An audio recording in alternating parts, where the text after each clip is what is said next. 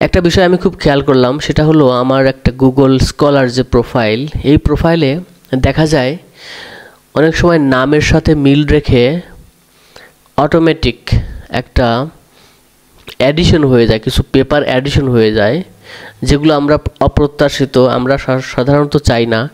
কারণ এই পেপারগুলো নামের সাথে সিমিলারিটি থাকার কারণে গুগল অনেক সময় আমাদের প্রোফাইলে অ্যাড করে দেয়, যেটা আমাদের অপ্রত্যাশিত বা আমাদের কন্ট্রোলের নিয়ন্ত্রণের বাইরে বেসিক্যালি। তেমন একটা আমি এক্সাম্পল দেখাবো সরেজমিনে।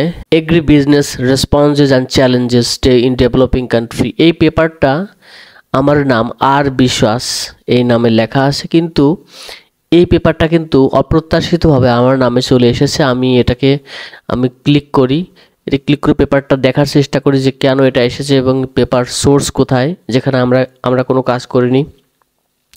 যেমন এই পেপারটা আমরা HTML যে কোড, সেখান থেকে আমরা দেখলাম, দেখা যায় যে এই পেপারটা সম্পূর্ণভাবে আমার ডিসিপ্লিনের বাইরের একটি পেপার, এবং এই পেপারটা মূলত আমার সাথে কোনো সম্পর্কই নাই।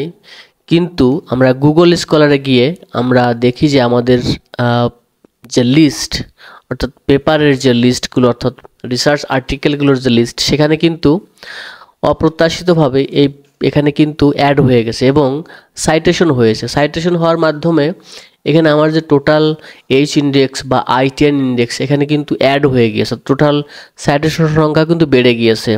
অর্থাৎ যদি 210 সাইটেশন হয় ইন টোটাল, সেক্ষেত্রে এই 3 অর্থাৎ 3 সাইটেশন, যে 3 কিন্তু বাদ দিতে হবে। এখানে 207টা সাইটেশন ধরতে হবে সোফার, কারণ এই 3টা যে সাইটেশন 2024 সালে হয়েছে, এটা কিন্তু অন্য একটি পেপার থেকে, যেটা আমার আসলে এই প্রোফাইলের সাথে যায় না। তাই গুগল স্কলার থেকে যে আমরা প্রোফাইলগুলো অনেক সময় দেখি বা সাইটেশন স্কোর দেখি বা H ইন্ডেক্স দেখে অনেক সময় রিসার্চারদের জাজ করার চেষ্টা করি, সেটা কিন্তু একটা প্রবলেম। ঠিক একইভাবে এই একটা পেপার, এখানে নিউক্লিয়ার আপটেক, এই পেপারটা কিন্তু আমার সাথে যায় না, যার কারণে এই ধরনের অপ্রত্যাশিত কিছু অ্যানোমালিজ বিশেষ করে গুগল স্কলারে থাকে, এবং এটার বিষয়ে আমাদের সবার সচেতন থাকতে হবে। তাছাড়া বাকি যে পেপারগুলো, এগুলো কিন্তু মাঝে মাঝে রিভিউ করা দরকার, যে অপ্রত্যাশিতভাবে কোনো পেপার আমাদের অ্যাড হয়ে গেছে কিনা, এবং সেখানে সাইটেশন অ্যাড হয়ে যায়।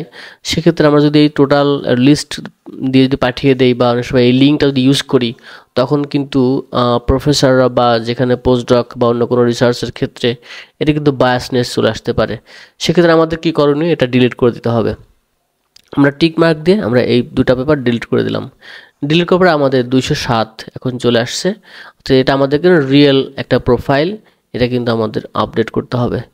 যাই হোক, আজকের শর্ট এই ভিডিওটা, ধন্যবাদ সবাইকে এই বিষয়টা জানানোর জন্য আজকে ভিডিওটা করলাম। Bye bye, take care.